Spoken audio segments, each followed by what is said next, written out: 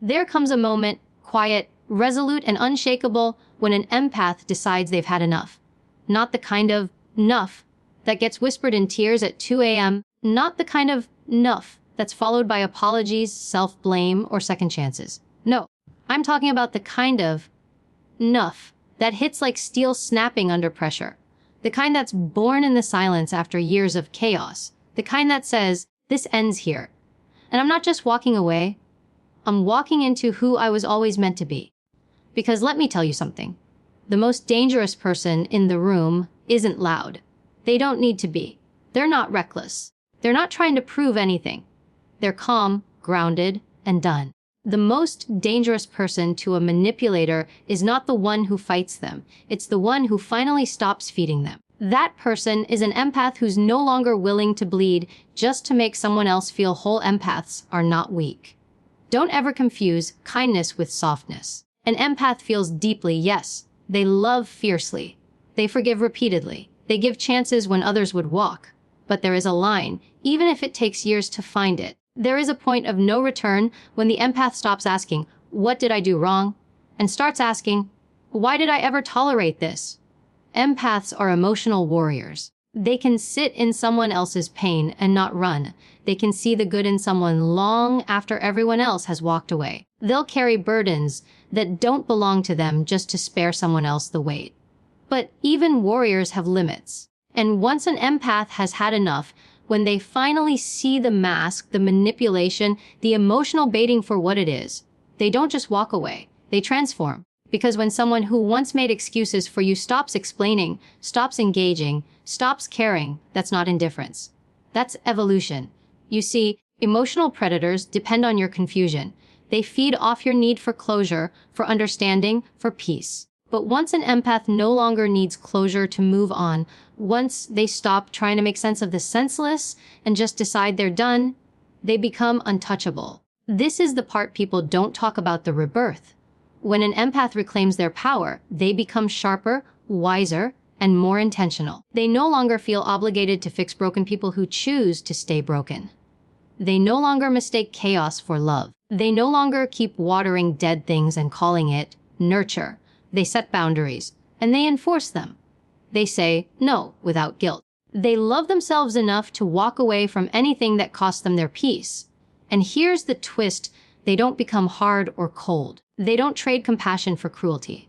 No, they become clear on who they are, clear on what they deserve, clear on what they will never tolerate again. And that clarity, that's lethal to anyone who thought they could continue to manipulate, exploit, or control.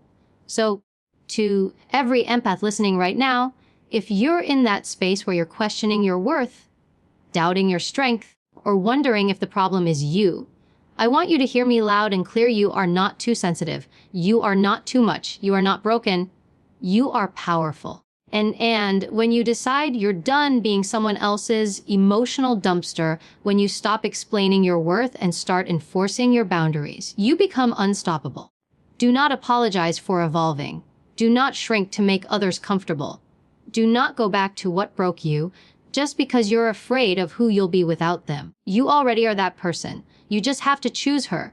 So stand tall. Speak truth.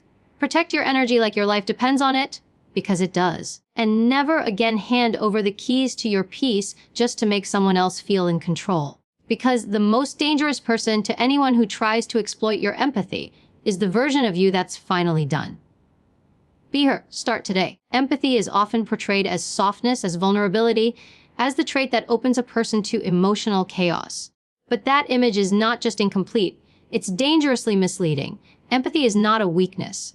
It is one of the most potent forces a human being can possess. To feel someone else's pain, to understand their fear, to sit in their discomfort and not run away, that's not fragility. That's courage. It takes immense strength to hold space for another person's emotions without absorbing them, to listen without needing to fix, and to care without losing yourself in someone else's storm. An empath isn't someone who lacks boundaries. They're someone who, often to their detriment, chooses connection over protection. But that choice comes from a place of strength, not deficiency. It's easy to detach, to numb out, to ignore the suffering of others. What's difficult is choosing to stay present. What's difficult is offering compassion, even when it's inconvenient, even when it comes at a personal cost. That is not something a weak person can do. That is something only someone with immense inner stability can carry. Empathy requires emotional intelligence. It demands awareness, perception, and an ability to read between the lines, to hear what's not being said, and to sense what's being hidden behind a smile. An empath walks into a room and instantly feels the temperature of the energy. They know when something is off, even if no one says a word. They process more than words. They process tone, posture, silence, avoidance. They track emotional cues most people overlook, and they use that information to navigate the world. That's not nativite. That's mastery. But because they can understand pain so well, empaths are often the first targets of emotional manipulators. Predators don't go after people they think are weak. They go after people they believe will put up with pain. And empaths, driven by a deep desire to help and heal, often carry the emotional burdens of others while suppressing their own. That doesn't make them fragile.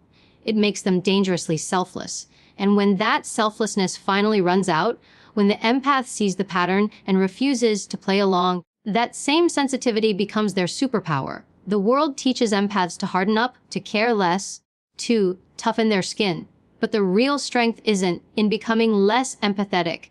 It's in becoming more discerning. When an empath knows how to channel their emotional insight without getting trapped in someone else's dysfunction, they become incredibly powerful. They know who's lying without proof.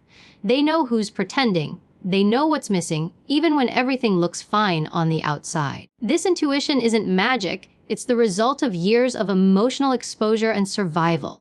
It's important to realize that an empath has already endured what most people fear. They've been dismissed, gaslit, taken for granted, drained, and emotionally manipulated, and still they've kept loving. Still, they've kept showing up. That's not weakness. That's resilience. That's the kind of inner toughness you can't fake. Because the empath has faced disappointment and still kept their heart open. They know how to rise from betrayal without turning cold. That's power. Not the kind that dominates, but the kind that heals. Empathy also means the ability to see complexity. An empath doesn't just see someone as bad or good. They see the layers, the inner child behind the temper, the trauma behind the arrogance. They see what shaped a person into who they are today. And that depth of understanding allows them to navigate conflict and tension with a wisdom that most people don't possess. But when this understanding is abused, when their compassion is mistaken for compliance, the empath learns to stop explaining and start acting. That's when things change. The empath's journey isn't about becoming less sensitive. It's about becoming stronger because of that sensitivity. It's about learning to read a room and also read themselves. It's about knowing when to lean in and when to walk away. It's about listening to their intuition, trusting their gut, and refusing to explain their boundaries to people who are committed to misunderstanding them. This evolution isn't loud. It doesn't need to be. But it shifts everything. When an empath stands in their power, they don't need revenge. They don't need to shout or prove their worth. Their mere presence, now guarded and grounded, becomes a warning because the same person who once tolerated emotional abuse with grace is now the person who can spot manipulation in its infancy and shut it down without hesitation. And they do it not with cruelty, but with clarity, not with hate, but with truth, not with vengeance, but with peace. To be an empath is to walk through the world with an open heart and guarded energy. It's to understand that your ability to feel is your advantage, not your flaw. And when you learn to protect that gift instead of giving it away to those who don't deserve it, your empathy becomes your edge. It becomes the reason you rise, not in spite of what you've been through, but because of it. There is a misconception that strength is loud, that it comes with raised voices and slamming doors, that it's the eruption after months of suppression. But real strength, the kind that unnerves manipulators and stops toxic cycles, is often silent. The turning point in an empath's journey doesn't come with dramatic declarations or emotional explosions. It comes in the quiet decision to no longer participate. That silence is not passive. It is a calculated withdrawal. It is the sound of reclaimed power. It is what happens when someone realizes they no longer owe anyone their pain, their explanations, or their access. Silence isn't emptiness. It's full of boundaries. It's full of clarity. It's full of decisions made in private that carry unshakable consequences.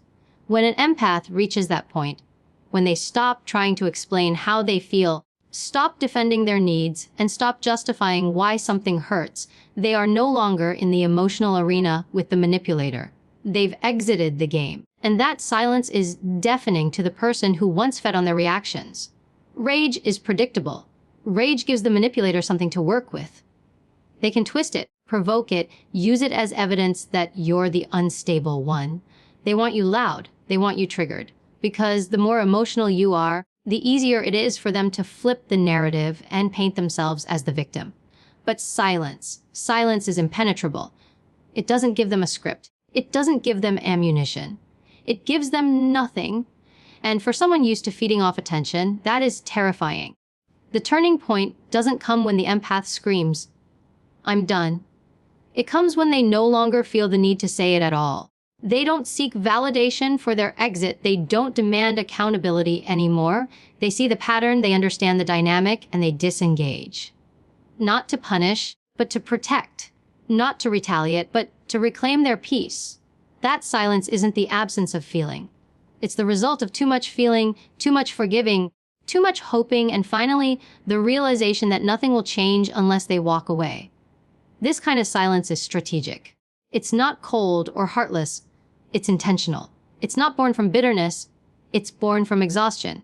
The empath has reached a point where their inner peace matters more than being understood. They stop chasing closure because they realize they are the closure. They stop waiting for apologies because they've given themselves the truth. This is not an act of giving up. It's an act of growing up. It's the quiet rising of someone who has finally seen enough. And once the silence settles in, something powerful begins to happen. The manipulator starts to scramble. They send messages, they make gestures. They try to provoke a response, any response. Because what they fear most is your indifference. Your silence tells them you're no longer emotionally available to play their games. And that shift, when the empath no longer reacts, marks the end of the manipulator's control. It's not about who's louder, it's about who's detached. And the one who walks away quietly always has the upper hand. Silence from an empath is not emotional shutdown. It is emotional survival.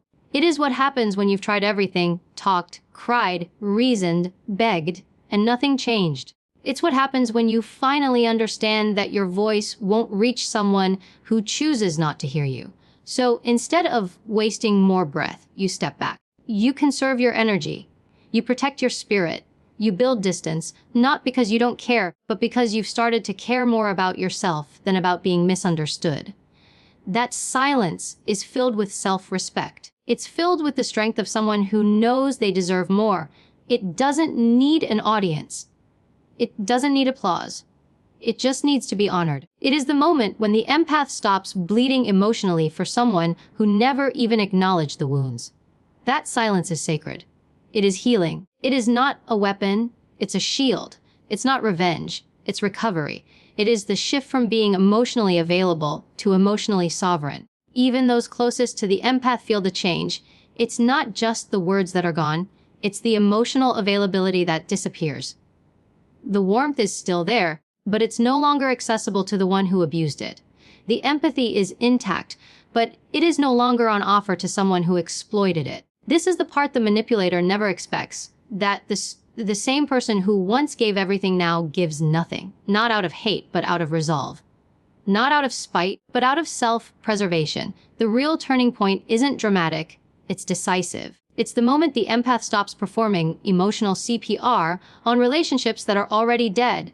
It's the day they stop arguing, stop explaining, and start observing. And that silence, that stillness, that refusal to react, it is not weakness. It is the strongest, most unsettling move they can make. It speaks volumes without saying a word. For the empath, boundaries are not just preferences, they are essential tools of survival. They are the invisible lines that separate compassion from codependency, love from self-abandonment, and understanding from emotional exploitation. Boundaries don't mean the empath stops caring. They mean the empath starts caring in a way that no longer comes at the expense of their own well-being. It takes time for the empath to learn this because their natural instinct is to give, to nurture, to heal. But eventually, pain becomes the greatest teacher. And with that pain comes the realization that love without limits becomes a weapon turned inward. The journey toward establishing boundaries is often born out of betrayal. The empath learns through heartbreak that not everyone deserves access to their heart. They learn through repeated emotional injuries that not every cry for help is genuine, and not every vulnerability shared is sacred. At some point, the empath is forced to confront a hard truth. Without boundaries, their empathy becomes bait. It attracts people who don't want love, they want control, comfort, and someone who will tolerate their dysfunction without question. And once the empath sees this clearly, everything changes. Boundaries are not walls, they are filters. They don't block love, they protect it. They don't end connection, they purify it. An empath with boundaries doesn't stop feeling deeply. They start feeling wisely. They no longer absorb every emotion that isn't theirs. They stop internalizing every guilt trip. They stop saying yes when their soul is screaming no. Boundaries become their armor, not to shut people out, but to stop letting the wrong people walk in and make themselves at home in their emotional space. Setting a boundary is not an act of anger. It's an act of clarity. It is the moment the empath decides that their energy is sacred. It's the conscious choice to stop leaking life force into people who only take. This doesn't mean the empath becomes hard or bitter. It means they become self-aware. They begin to see how often their kindness has been mistaken for permission, how often their silence has been misread as agreement. And in that awareness, they begin to make new rules for how others can engage with them. What shocks people the most is how different an empath becomes once they master boundaries. The person who once overextended themselves is now unavailable to emotional manipulators. The one who once explained every feeling now simply says, "This doesn't work for me," and walks away. They no longer feel the need to rescue everyone because they understand that not every drowning person wants to be saved. Some just want to pull others under with them. And with that understanding, the empath becomes selective about who they invest in. The empath doesn't set boundaries to control others. They set them to protect themselves. They know that a relationship without mutual respect is a breeding ground for resentment. They've lived through the emotional exhaustion of trying to be enough for someone who was committed to draining them. Now, they conserve their energy. They don't chase. They don't beg. They don't compromise their sanity to keep the peace. Peace, they've learned, isn't the absence of conflict. It's the presence of self-respect. And boundaries are the foundation of that peace. There's a profound shift that happens when an empath begins to value themselves as much as they've valued others. They no longer feel guilty for prioritizing their needs. They don't apologize for protecting their time, their energy, or their space. They understand that those who are genuinely meant to be in their life will honor their limits, not test them. And those who are offended by their boundaries were never interested in a relationship. They were interested in control. Boundaries allow the empath to give from a place of abundance instead of depletion. They can love more fully, more freely, and more authentically because their giving is no longer rooted in fear. They're not giving to be liked, to be needed, or to avoid conflict. They're giving because it's who they are, not because they're being emotionally manipulated into it. And this difference changes the dynamic of every relationship they enter from that point forward. There will always be people who push back against boundaries. People who call them selfish, cold, or detached. But the empath knows better now. They know that those reactions say more about the other person than they do about them. They don't take the bait. They don't get pulled into defending themselves. They simply stand firm, understanding that someone who truly cares about them would never ask them to compromise their peace for the sake of staying connected. In the end, boundaries become the empath's declaration of worth. They are the loud, unapologetic statement that says, "I matter too." And though they may still feel deeply and care profoundly, they no longer bleed for those who wouldn't do the same. Their empathy becomes grounded. Their heart remains open, but now it is guarded with wisdom. And that shift, that fierce, quiet strength, is what makes their boundaries not only armor, but a force of transformation. Detachment is often misunderstood. People think it means you've stopped caring, that you've turned cold or indifferent. But for the empath who has been burned too many times, detachment is not the absence of love, it is the presence of self-awareness. It is the realization that constantly absorbing the emotions of others, constantly putting out fires that were never theirs to begin with, will slowly destroy them from the inside out. Detachment is not a wall, it's a gate. It doesn't block connection. It allows the right connections to form while keeping dysfunction at a distance. For an empath, detachment doesn't happen overnight. It's the result of too many emotional overdoses, too many moments of giving until they had nothing left, too many situations where their kindness was weaponized against them.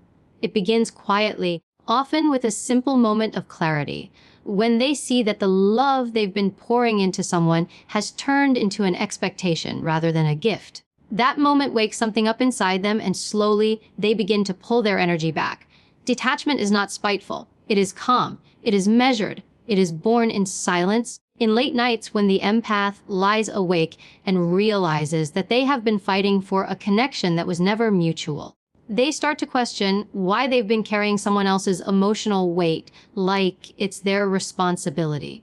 They begin to see the games, the manipulation, the cycles they once excused, and they start to choose themselves, not in a loud, aggressive way, but in a quiet, resolute one. They don't slam the door. They simply stop opening it. As the empath detaches, they reclaim their emotional autonomy. They no longer feel the need to explain themselves to people who are committed to misunderstanding them. They no longer engage in emotional ping-pong matches with those who thrive on conflict. They stop taking things personally that have nothing to do with them. It's not that they don't feel. It's that they've finally learned the difference between being compassionate and being consumed. And with that awareness comes a freedom they've never known before. Emotional detachment allows the empath to observe rather than absorb. They can sit in a room with tension and not become a sponge for it. They can hear someone's pain without making it their own. They can witness manipulation and not get pulled into the trap of trying to fix or change the person. This shift doesn't make them less kind. It makes them less vulnerable to emotional theft. It's a skill, a discipline, and once learned, it becomes a shield that cannot be pierced by guilt, gaslighting, or guilt tripping. The people who once fed off the empath's emotional availability begin to panic when detachment sets in. The same person who used to rush in to fix, to soothe, to make peace, is now simply observing, not reacting, not chasing. Just present, but distant. It confuses the manipulator because their control relied on the empath's emotional reactions. Now, without access to that energy, the dynamics shift. The power they once had is gone, and they don't know how to function without it. Detachment teaches the empath to recognize what is theirs and what is not. They stop feeling guilty for things outside their control. They stop taking on the emotional burdens of others as if it's their purpose. They begin to see that not everyone wants healing. Some people want attention, some want chaos, and some just want someone to blame. The empath, once awakened to this truth, no longer volunteers to be the scapegoat. They stop rescuing those who aren't swimming, they're just pulling others down with them. What's remarkable is how the empath still cares, still hopes, still feels, but from a distance. They can love someone and still walk away. They can wish someone healing and still never speak to them again. This kind of emotional clarity is rare. It doesn't mean the empath has stopped loving. It means they've started loving in a way that includes themselves. Their heart is still open, but their energy is no longer on sale to the highest bidder. Their presence becomes a privilege, not a guarantee. Detachment also makes room for clarity. Without the emotional noise of constant involvement, the empath starts to see things for what they are. Patterns emerge, truths surface, the illusions they once clung to dissolve. They no longer romanticize potential. They see actions. They listen to tone, not just words. They value consistency over charm, and in doing so, they avoid falling back into old traps. Detachment gives them the space to make decisions based on reality rather than emotional obligation. This new way of being is liberating. The empath who used to lose themselves in others now finds themselves in silence. They don't need validation, permission, or understanding from those who took their presence for granted. They no longer fear being misunderstood because they're no longer trying to be everything for everyone. Detachment becomes their quiet rebellion, their emotional freedom, their refusal to be controlled by guilt, fear, or false loyalty. It is not coldness, it is clarity wrapped in self-respect. Rebirth doesn't begin with fireworks, it begins with silence, with a deep, soul-rattling moment when the empath realizes they've been living in someone else's narrative, playing a role that was never truly theirs. Rebirth starts in the quiet corners of pain, where they are left alone to pick up the pieces no one thought they'd survive without. It is in those broken moments that something new begins to stir, not a desire for vengeance, not a hunger to prove anyone wrong, but a quiet urge to begin again, this time on their own terms. The empath who has been drained, discarded, underestimated, and manipulated doesn't come back the same. They come back clearer, stronger, quieter. They no longer explain their wounds to those who caused them. They no longer beg to be understood. They stop participating in the performance of pretending everything is okay. Their healing is not for show. It's for them. It is raw, slow, honest, and often invisible to others. But inside, the shift is seismic. The person they were begins to dissolve, and something sharper, wiser, and more grounded takes shape. The people who once mistook their softness for weakness are the first to notice the change. The empath no longer responds to the bait. They don't take the calls. They don't reply to the vague, manipulative messages. There's no confrontation. There's just absence. And in that absence, the empath begins to evolve. Not to get back at anyone, not to make a point, but because they have seen what life looks like when they abandon themselves, and they've decided they will never go back to that version of themselves again. Rebirth is the moment the empath chooses themselves with the same ferocity they once reserved for others. It's the moment they stop performing emotional labor for people who never intended to return the favor. It's the day they start dreaming again, new dreams, untied to anyone else's expectations. They begin to invest in their health, their peace, their vision, their boundaries.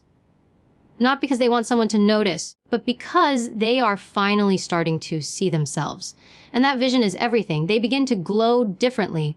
Their voice becomes steadier. Their walk becomes firmer. They don't rush to explain themselves anymore because they've learned that the right people don't need explanations. They simply honor what is. The empath begins to carry themselves with the quiet confidence of someone who has been through emotional war and walked out without armor, but with wisdom embedded in every scar. They wear their healing like a second skin, not to impress, but to protect. What used to shake them now only stirs curiosity. They've grown beyond the old triggers. The things that once had them spiraling now pass like weather, acknowledged, but no longer lived in. That's the power of rebirth. It doesn't erase the past. It just rewires the present. The empath still remembers, but they no longer reside in the memory. They use it. They draw strength from it. They let it sharpen their intuition, not poison their hope. They become someone who can still love deeply, but no longer blindly. People often expect revenge to be loud, but the most powerful revenge is evolution. It's the quiet, steady growth that confuses everyone who thought you'd stay broken. It's building a life so full, so vibrant, so self-aligned that the very idea of returning to the old pattern feels foreign. The empath who rises is not interested in retribution. They're interested in resurrection. They don't care to expose anyone. They just want to express the truth of who they really are, now that the lies have been stripped away. The rebirth doesn't seek validation. It doesn't beg to be seen. It moves forward with the kind of grace that unnerves those who never imagined the empath could thrive without them. The manipulator thought the empath's identity was wrapped in their connection, in their approval. But now the empath's identity is rooted in truth, and that truth is powerful. It doesn't shake, it doesn't seek, it stands. And from that place, they begin to build. Not from survival, but from intention. They begin to find joy in places they once avoided. They begin to nurture friendships that feel reciprocal. They say no without guilt. They say yes without fear. They become fiercely protective of their peace, not because they are wounded, but because they have finally learned its value. The empath's rebirth is not a phase, it's a reclamation, a remembrance of everything they once gave away. And this time they keep it close. This time they own it fully. Rebirth is not about becoming someone new. It's about returning to the version of themselves that existed before the world taught them to shrink, before the manipulation, before the guilt, Before the emotional exhaustion, it's about remembering their worth without needing someone else to affirm it. And in doing so, they step into a life that is theirs, not borrowed, not bargained for, but built. Every day becomes a quiet act of defiance. Every breath, a vow to never again settle for less than what they deserve.